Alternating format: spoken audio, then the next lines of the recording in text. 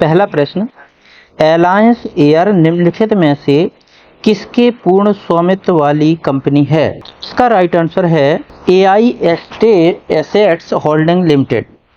इसकी स्थापना अप्रैल 1996 में इंडियन एयरलाइंस की सहायक कंपनी के रूप में हुई थी। 2007 में इंडियन एयरलाइंस का एयर इंडिया में विलय होने के बाद एलायंस एयर इंडिया की क्षेत्रीय शाखा बन गई। सन 2017 में एयरलाइंस को फिर से एलायंस एयर के नाम से ब्रांडेड किया गया। एलायंस एयर भारत सरकार की क्षेत्रीय कनेक्टिविटी योजना का लॉन्च वाहक थी।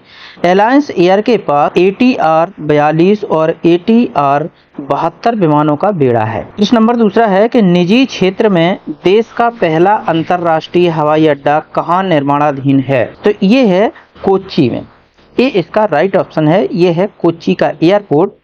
Kochi air international airport limited जो सियाल के स्वामित्व और संचालन वाला भारत का पहला ऐसा एयरपोर्ट है जो पब्लिक प्राइवेट पार्टनरशिप यानी कि PPP के तहत बना है। यह दुनिया का पहला पूरी तरह से सौर ऊर्जा से संचालित होने वाला एयरपोर्ट है। नेक्स्ट प्रश्न की ओर बढ़ेंगे। भारत की अंतर्राष्ट्रीय विमान सेवा है। इसका राइट ऑप्शन है C एयर इंडिया।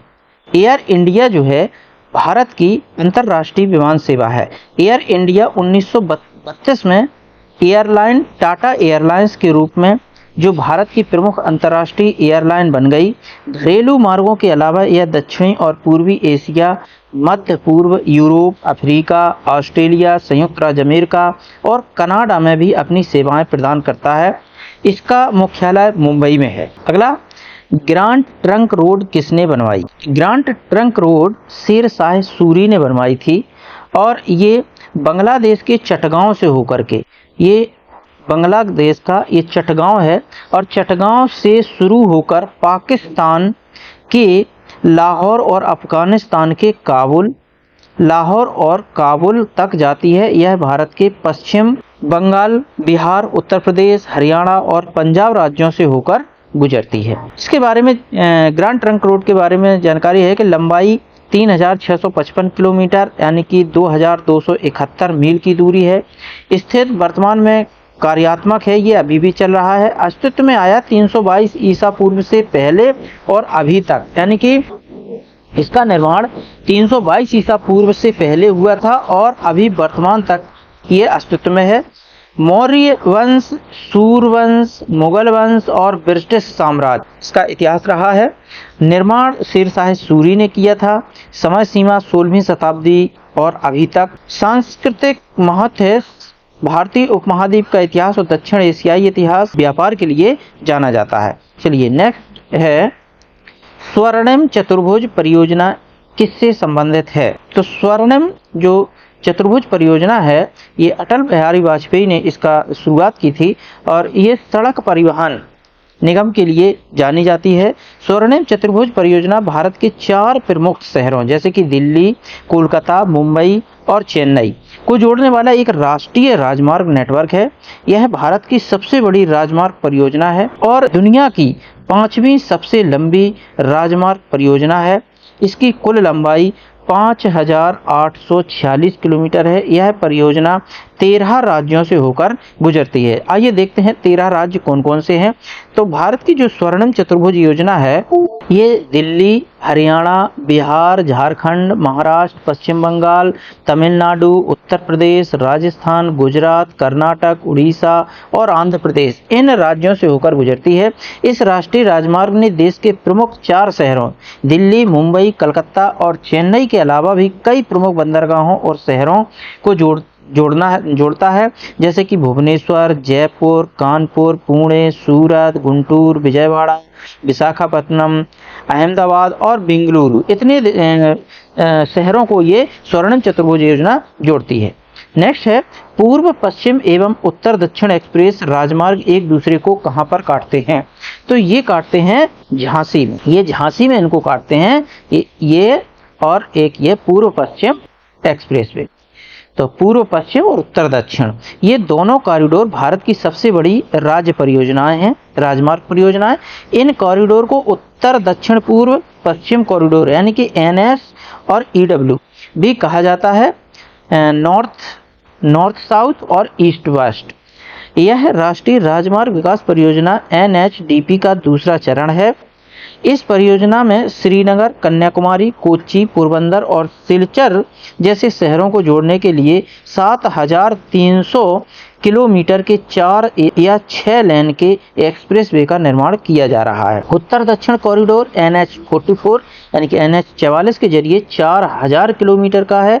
यह कॉरिडोर दिल्ली से चेन्नई तक जाता है। पूर्व पश्चिम कॉरिडोर NH27 यानी कि NH27 के जरिए 3,300 किलोमीटर का है। यह कॉरिडोर हावड़ा से मुंबई के बीच के इलाकों को कवर करता है। इस परियोजना का प्रबंधन भारतीय राष्ट्रीय राजमार्ग प्राधिकरण यानी कि NHAI करता है। आगे है राष्ट्रीय राजमार्ग संख्या 7 कितने राज्यों से होकर गुजरती है?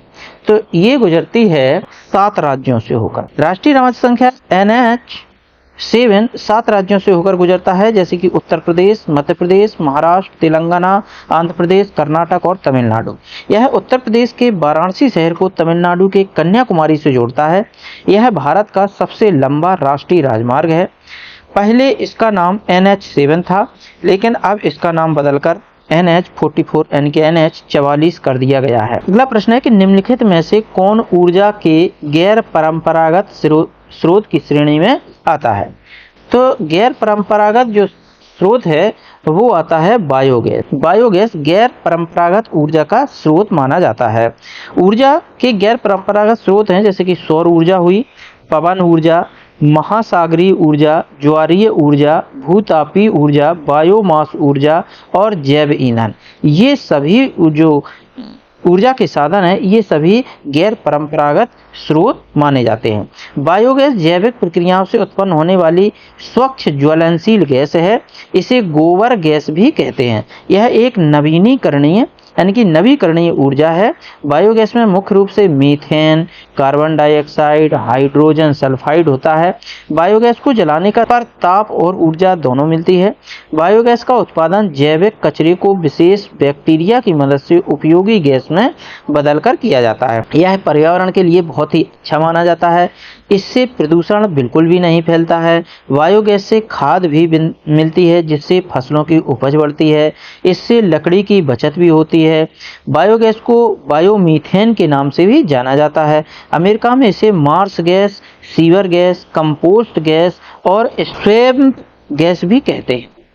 बायोगैस को प्राकृतिक गैस से अलग माना जाता है क्योंकि प्राकृतिक गैस गैर नवीकरणीय ऊर्जा स्रोत है। अगला प्रश्न है निम्नलिखित में से कौन ऊर्जा का परंपरागत स्रोत नहीं है? कुछ होते हैं परंपरागत स्रोत, कुछ होते हैं गैर परंपरागत। तो इसमें जो सही आंसर है वो है भूतापीय ऊर्जा। भूतापीय ऊर्जा जो है वो परंपरागत नहीं है। बाकी प्राकृतिक गैस, खनिज तेल और कोयला ये परंपरागत ऊर्जा के स्रोत हैं। ऊर्जा के पारंपरिक स्रोत जैसे कि कोयला हुआ, तेल हुआ, प्राकृतिक गैस हुई, परमाणु ऊर्जा हुए, ये इसलिए इनको परंपरागत कहते हैं क्योंकि इनका एक बार इस्तेमाल करने के बाद दोबारा इस्तेमाल नहीं किया जा सकता है। इन्हें गैर नवीकरण ऊर्जा संसाधन भी कहा जाता है। ये प्राकृतिक भंडार अपरिवर्तनीय और समाप्त हो रहे हैं। कोयला, पेट्रोलियम और प्राकृतिक गैस दुनिया के वाणिज्यिक ऊर्जा उत्पादन का लगभग 90% हिस्सा है। भूतापीय ऊर्जा के अंदर से मिलने वाली गर्मी है, यानी कि जो भूतापीय ऊर्जा है वह पृथ्वी के अंदर से मिलने वाली ऊर्जा है। यहाँ से ये ऊर्जा मिलती है और फिर ये अन्य क्षेत्रों में हो जाती है। यह एक क्षय ऊर्जा है, यानी कि कभी ना खत्म होने वाली ऊर्जा है। पृथ्वी के अंदर लगातार गर्मी पैदा होती रहती है। भूतापीय शब्द ग्रीक भाषा के शब्दों जियो यानी कि पृथ्वी और थर्म यानी कि गर्म से मिलकर बना है। भूतापीय ऊर्जा का इस्तेमाल नहाने, इमारतों को गर्म करने और बिजली पैदा करने में किया जाता है। भूतापीय ऊर्जा पृथ्वी के आंतरिक भाग में मौजूद चट्टानों, मिट्टी और भूजल में संग्रहित ऊष्मा से मिलती है। पृथ्वी के केंद्र का तापमान सूर्य की सतह के तापमान के करीब ही होता है। भूतापीय ऊर्जा के कुछ उदाहरण हैं गीजर, गर्म झरने और भाप के झरने। भूतापीय संयंत्रों को कम रखरखाव की आवश्यकता होती है। भूतापीय ऊर्जा का इस्तेमाल करने से हर साल करीब 57,000 टन कार्बन डाइऑक्साइड CO2 उत्सर्जन का काम होता है। अगला है कि निम्नलिखित में से किस प्रकार की ऊर्जा से सबसे कम वायु प्रदूषण होता है? इसका राइट आंसर है सौर ऊर्जा। सौर ऊर्जा सूर्य से आने वाली प्रकाश और ऊष्मा है। यह नवीकरणीय ऊर्जा का एक अहम स्रोत है। सौर ऊर्जा का इस्तेमाल बिजली पैदा करने, गर्मी पैदा करने और रासायनिक प्रक्रियाओं के लिए किया जाता है। सौर प्लेटों के द्वारा इसमें सौर ऊर्जा को विद्युत ऊर्जा में परिवर्तित किया जाता है। सौर ऊर्जा को विद्युत चुंबकीय विकिरण के रूप में प्राप्त किया जाता है। यह विकिरण तरंगों या कणों के रूप में अंतरिक्ष में यात्रा करता है। सौर ऊर्जा का इस्तेमाल करने के लिए सौर पैनल या कलेक्टर लगाए जाते हैं। इनसे तापीय ऊर्जा यानी कि फोटोथर्मल का पकड़ा जा सकता है या बिजली फोटोवोल्टिक पैदा की जा सकती है। और सौर ऊर्जा का इस्तेमाल करने के लिए सौर शक्ति, सौर तापीय ऊर्जा और सौर वास्तुकला जैसी तकनीकों का इस्तेमाल किया जाता है। सौर ऊर्जा प्रौद्योगिकियों के दो मुख्य प्रकार होते हैं, फोटोवोल्टिक्स जिसको PV बोलते हैं और सांद्रित सौर तापीय ऊर्जा CSP के नाम से जाना जाता है। सौर ऊर्जा का भविष्य उज्जवल दिखता है। सौर सेल की दक्षता बढ़ रही है और इसकी कीमत भी कम हो रही है। अगला है, मूंगफली में दाने का औसत प्रतिशत कितना होता है? तो मूंगफली में दाने का औसत प्रतिशत जो होता है वो होता है 70%, तेल 45 से 55%, प्रोटीन 28 से 30%, कार्बोहाइड्रेट 21 से 25%, विटामिन बी समूह है, विटामिन बी के जितने भी समूह हैं वो सभी मूंगफली में मिलते हैं। Vitamin C, calcium, magnesium, zinc, phosphorus, potash. मूंगफली में विटामिन E भी भरपूर मात्रा में होता है। यह त्वचा के स्वास्थ्य के लिए अच्छा माना जाता है और त्वचा को उम्र बढ़ने से रोकता है। मूंगफली में मौजूद प्रोटीन दुनिया के सबसे महत्वपूर्ण खाद्य प्रोटीनों में से एक है। अगला है, निम्नलिखित किस बाघ संरक्षण स्थल से हाल ही में बाघों का गुप्त रूप से अदृश्य होने की खबर मिली है? तो ये मिली है सरिस्का राष्ट्रीय उद्यान। सरिस्का बाघ अभयारण्य अरावली पर्वतमाला में स्थित है, जो राजस्थान के अलवर जिले का एक हिस्सा है। सरिस्का को वर्ष 1955 में एक वन्य जीव अभयारण्य घोषित किया गया था और बाद में वर्ष 1978 में इसे बाघ अभयारण्य घोषित किया गया है। इसके बाद यह भारत के प्रोजेक्ट टाइगर का हिस्सा बन गया। अगला प्रश्न है कि विश्व का सर्वोच्च पर्वत शिखर एवरेस्ट नेपाल में किस नाम से प्रसिद्ध है? तो ये प्रसिद्ध है सागरमाथा के नाम से। नेपाल में इसको सागरमाथा कहते हैं। नेपाल में इसका मतलब है स्वर्ग का शीर्ष। सागरमाथा यानी स्वर्ग का शीर्ष। नेपाल के इतिहासकार बाबूराम आचार्य ने 1930 के दशक में यह नाम दिया था। यह दुनिया का सबसे ऊंचा पर्वत माना जाता है और इसकी ऊंचाई 8,848.86 मीटर यानी कि 29,031 फीट है। यह नेपाल और चीन के तिब्बत स्वायत्त क्षेत्र के बीच की सीमा पर स्थित है। एडमंड हिलेरी और तेनजिंग नार्गे ने 1953 में मिलकर एवरेस्ट पर चढ़ने का रिकॉर्ड बनाया था। एवरेस्ट पर चढ़ने के लिए दो प्रमुख मार्ग हैं। नेपाल में दक्षिण पूर्व से शिखर तक पहुंचने का मार्ग,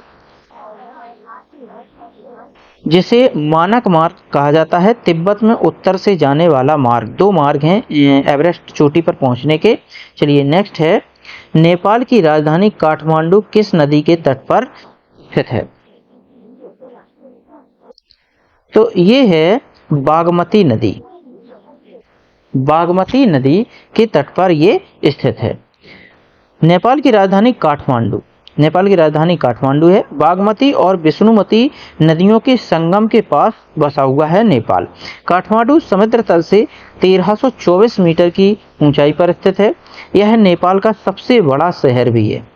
काठमांडू बागमती प्रांत में है। इस प्रांत का नाम भी बागमती नदी के नाम पर ही रखा गया है। काठमांडू को 8 नदियां घेरे हुई हैं। इनमें से बागमती नदी घाटी की मुख्य नदी है। बागमती नदी काठमांडू और पाटन शहरों को अलग करती है। यह नदी दक्षिणी नेपाल के मधेश प्रांत से होकर भारत के बिहार राज्य में कमला नदी में मिल जाती है। बागमती नदी को हिंदू और बौद्ध दोनों धर्मों में पवित्र माना जाता है। अगला है कि देवदास बंजारे किस क्षेत्र से जुड़े थे। ये देवदास बंजारे ये थे पंथी नृत्य, इनका संबंध पंथी नृत्य से था।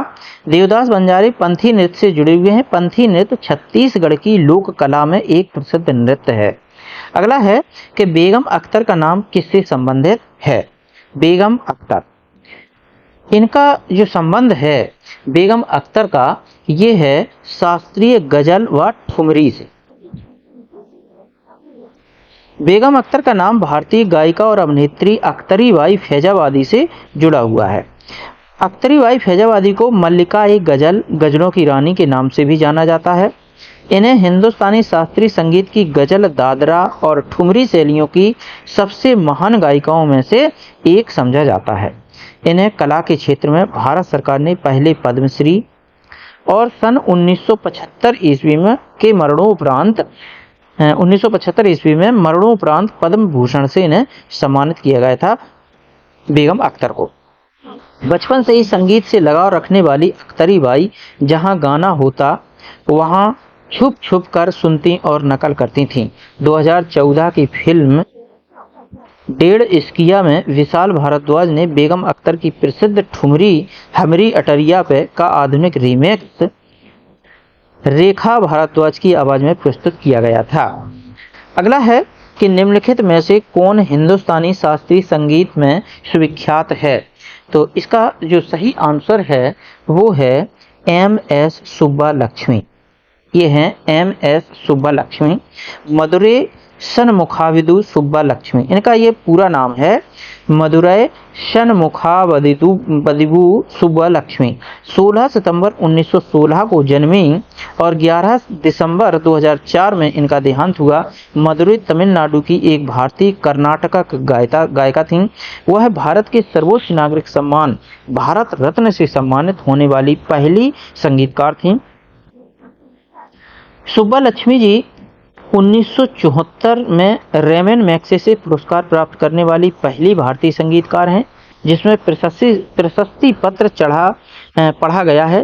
सटीक शुद्धतावादी श्रीमती एम.एस. सुब्बुलक्ष्मी को दक्षिण भारत की कर्नाटक परंपरा में शास्त्रीय और अर्धशास्त्रीय गीतों के प्रमुख प्रतिपादक के रूप में स्वीकार करते हैं।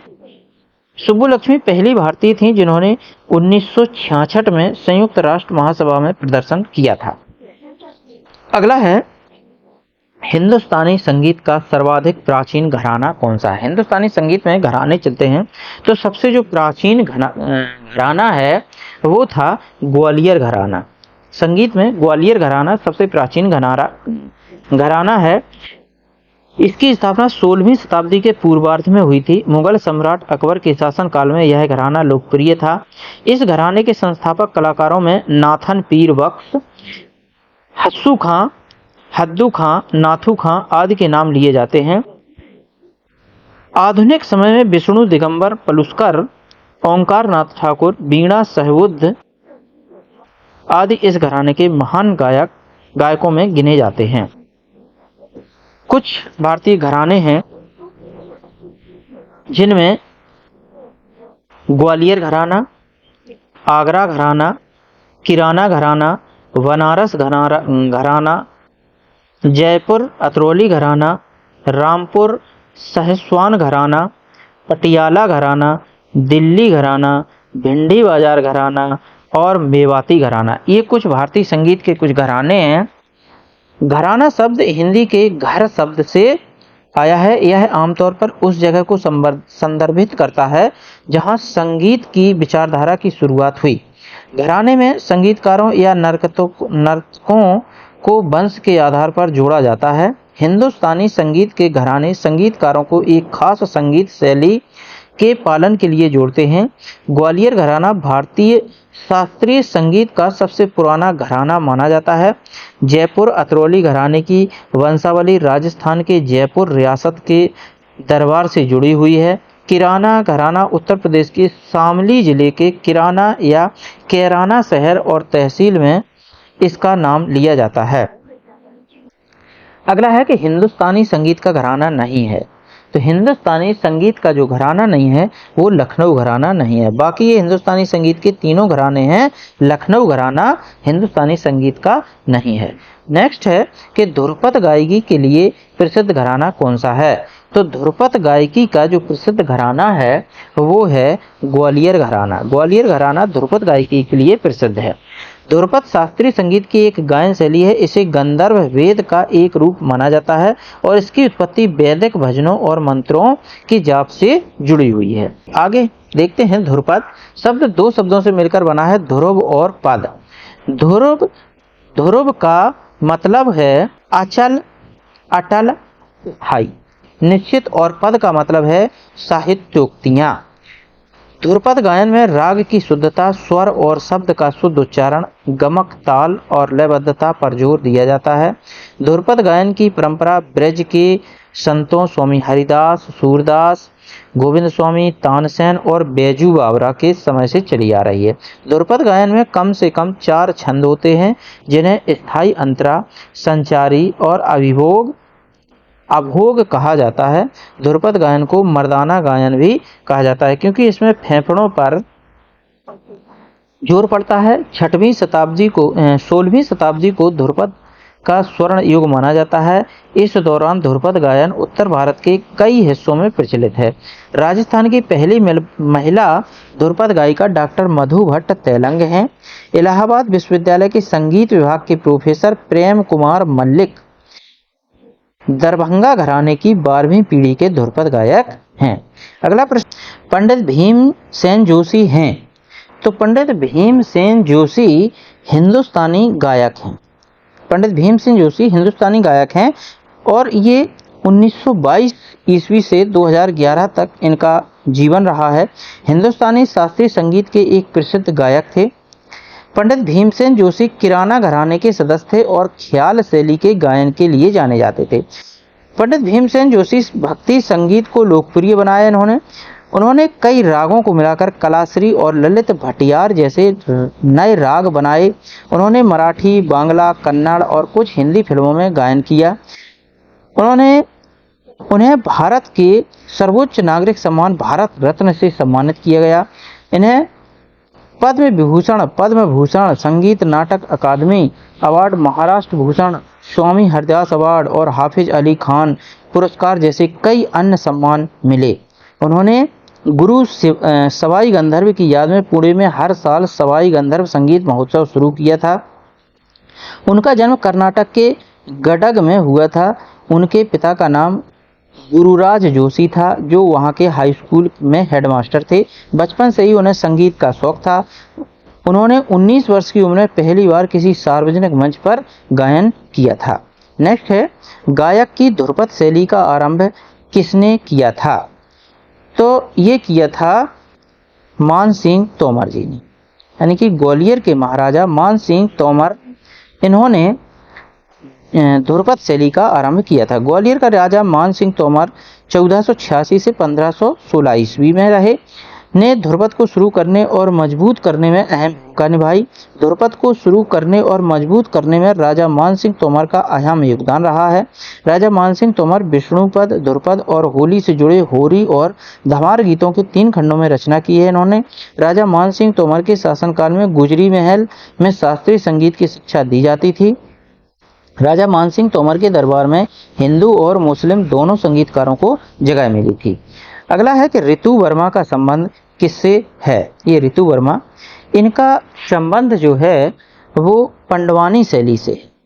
ऋतु वर्मा पंडवानी शैली में गायन करती हैं और ये एक पंडवानी गायिका है। पंडवानी गायिकाओं की सूची में ऋतु वर्मा के अलावा तीजन बाई, खूबलाल यादव, रामाधार सिन्हा, फूल सिंह कन्नौजी, लक्ष्मी साहू, प्रभा यादव, सोमे शास्त्री, पुनियाबाई, जैनाबाई, उषा बारले हैं। ऋतु वर्मा ने पंडवानी में द्रौपदी चीरहरण की कहानी भी सुनाई है। ऋतु वर्मा से जुड़ी एक सफलता की कहानी का वीडियो भी यूट्यूब पर उपलब्ध है। नेक्स्ट है, माइकल जैक्सन संबंधित हैं। ये पॉप संगीत से संबंधित हैं। माइकल जैक्सन पॉप संगीत से जाने जाते हैं माइकल जैक्सन का जन्म माइकल जोसेफ जैक्सन 29 अगस्त 1958 गैरी इंडियाना यानी कि अमेरिका में पैदा हुए थे और 25 जून 2009 लगभग 50 साल की उम्र में लॉस एंजल्स कैलिफोर्निया में इनका निधन हो गया। किंग ऑफ पॉप के नाम से मशहूर हैं माइकल जैक्सन। अगला है भातखंडे संगीत महाविद्यालय कहाँ स्थित है? तो भातखंडे संगीत महाविद्यालय लखनऊ में स्थित है। यह भारतीय शास्त्रीय संगीत की शिक्षा देने वाला एक प्रमुख संस्थान है। इस संस्थान की स्थापना पंडित विष्णु नारायण भातखंडे ने की थी। इसका नाम भी उन्हीं के नाम पर रखा गया है। आदर्श वाक्य है नादाधीनम जगत, अर्थात यह संपूर्ण विश्व नाद या संगीत के अधीन है। ये इनका आदर्श वाक्य है भातखंडे संगीत महाविद्यालय की। स्थापना हुई थी 1926 ईस्वी में। पूर्व नाम था मैरिज कॉलेज ऑफ म्यूजिक। यह संस्थान भारतीय शास्त्रीय संगीत की कई शैलियों में पाठ्यक्रम कराता है, जैसे कि हिंदुस्तानी और कर्नाटक। यह संगीत, वाद्य, लय, नृत्य, संगीत शास्त्र और अनुसंधान और अनुप्रयुक्त संगीत की शिक्षा दी जाती है। इस संस्थान में श्रीलंका, नेपाल समेत कई एशियाई देशों और दुनिया भर से लोग नृत्य संगीत की साधना करने आते हैं। साल 2000 में इसे विश्वविद्यालय अनुदान आयोग यूजीसी ने डीम यूनिवर्सिटी घोषित किया था। साल 2022 में भातखंडे संस्कृति विश्वविद्यालय अधिनियम 2022 के तहत इसे राज्य विश्वविद्यालय का दर्जा मिला था। अगला है कि अमीर खुसरो का नाम किस वाद्य यंत्र के आविष्कार से संबंधित है? तो अमीर खुसरो का जो संबंध है वो है सितार व तबला, यानी कि सितार और तबला वाद्य यंत्रों के आविष्कारक माने जाते हैं अमीर खुसरो जी। तो अमीर खुसरो का जन्म 1553 ईस्वी में उत्तर प्रदेश के एटा जिले के पटियाली गांव में हुआ था। वे एक इंडो फारसी सूफी गायक, संगीतकार, कवि और विद्वान थे। अमीर खुसरो दिल्ली सल्तनत के काल में रहते थे। वे बलबन, जलालुद्दीन खिलजी और अलाउद्दीन खिलजी के समकालीन थे।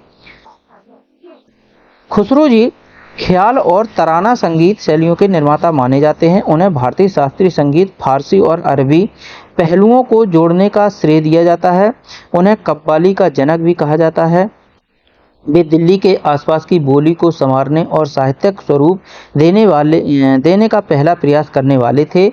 उन्हें भारत का तोता भी कहा जाता है। उन्होंने खालिक ए वारी दुनिया का पहला मुद्रित शब्दकोश लिखा था। अमीर खुसरो सूफी संत निजामुद्दीन औलिया के आध्यात्मिक छात्र थे, यानी कि निजामुद्दीन औलिया अमीर खुसरो के गुरु थे। वे सूफी संत निजामुद्दीन औलिया के छात्र थे। वे ईरान देश के लोगों द्वारा तूते हिंद के नाम से जाने जाते थे।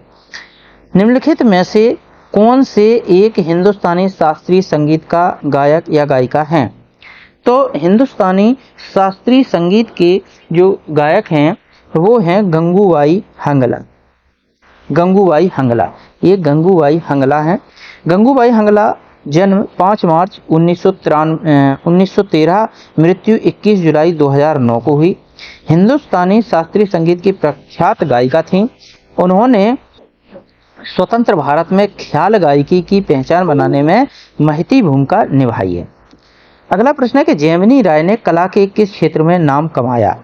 ये जेमिनी राय, तो जेमिनी राय ने चित्रकला के क्षेत्र में इन्होंने चित्रकलाएं बनाई हैं, बहुत सारी चित्रकलाएं बनाई हैं जेमिनी राय जी ने। जेमिनी राय, इनका जन्म 11 अप्रैल 1887 को हुई और मृत्यु 24 अप्रैल 1972 को। एक भारतीय चित्रकार थे ये।